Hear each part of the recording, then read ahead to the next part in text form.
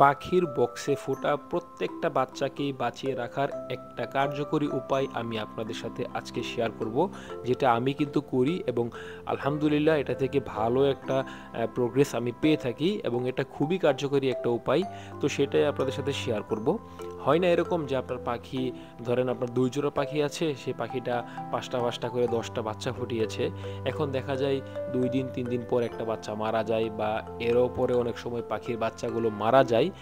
10টা থেকে হয়তোবা আপনার 6টা বা 7টা বাচ্চা বেড়ে ওঠে, 3টা বাচ্চা হয়তোবা মারা যায় বা তারও বেশিও মারা যেতে পারে। তো এটার একটা কারণ এবং এর সমাধান আমি বের করেছি, সেটা আপনাদের সাথে শেয়ার করছি।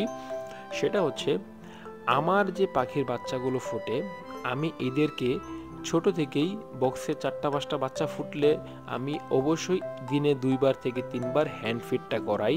সকালে একবার হ্যান্ড ফিড করাই, দুপুরে একবার করাই, রাতে একবার করাই। এতে কি হয়, আপনার প্যারেন্টস পাখিগুলো যেগুলো আছে তাদের উপর চাপটা কমে যায়। তারা আসলে মূলত সমভাবে খাওয়াতে পারে না, হয়তোবা যে বাচ্চাটা বড় থাকে সেটাকে একটু বেশি খাওয়ায় এবং যেটা ছোট থাকে সেটা খাবার একটু কম পায়। সেক্ষেত্রে কিন্তু ছোট পাখিটা মারা যায়। আপনি যদি দিনে 2বার বা 3বার হ্যান্ড ফিডটা করান, তাহলে কি হবে, বাচ্চাগুলো সঠিক খাবার পাবে এবং বাচ্চাগুলো সুন্দরভাবে বেড়ে উঠবে।